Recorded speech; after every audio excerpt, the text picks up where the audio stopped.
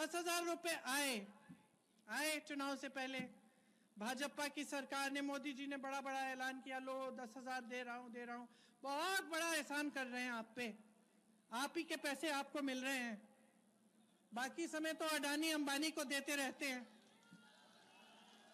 ठीक है, अच्छी बात है, 10,000 मिल रहे हैं, ले लो। और एक बार मिलेंगे अभी चुनाव से पहले, ले लो। उससे कुछ अच्छा उसको बचा लो, बच्चों के लिए कुछ अच्छा कर लो, घर की मरम्मत कर लो, किसी का इलाज कराना है करा लो। लेकिन ये बात समझ लो, चुनाव के बाद नहीं मिलेंगे। ये सब सिर्फ चुनाव के लिए है।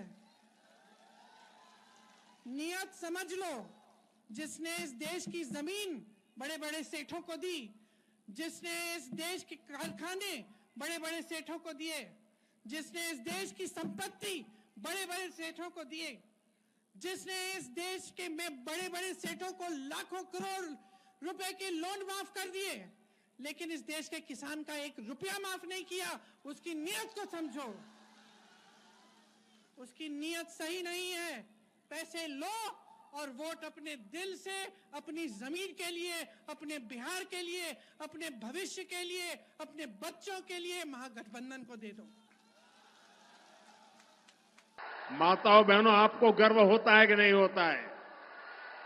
भव्य राम मंदिर का आपको आनंद आता है कि नहीं आता है? आप काशी में बाबा विश्वनाथ का धाम देखते हैं, आपको गर्व होता है कि नहीं होता है? आपका हृदय गर्व से भर जाता है कि नहीं भर जाता है? आपका माथा ऊंचा होता है कि नहीं होता है? आपको तो गर्व होता है, हर हिंदुस्तानी को गर्व होता है, लेकिन कांग्रेस आरजेडी के नेताओं को नहीं होता है। ये लोग दुनिया भर में घूमते फिरते हैं, लेकिन अयोध्या नहीं जाते। राम जी में इनकी आस्था नहीं है और राम जी के खिलाफ अनाप शनाप बोल चुके हैं। उनको लगता है कि अगर अयोध्या जाएंगे, प्रभु राम के दर्शन करेंगे, तो उनके वोट ही चले जाएंगे, डरते हैं। उनकी कोई आस्था नाम की चीज ही नहीं है।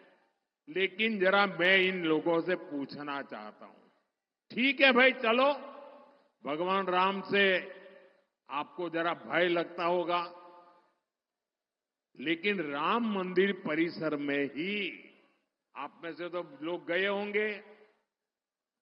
उसी राम मंदिर परिसर में भगवान राम विराजमान है, वहीं पर माता शबरी का मंदिर बना है, महर्षि वाल्मीकि जी का मंदिर बना है, वहीं पर निषाद राज का मंदिर है।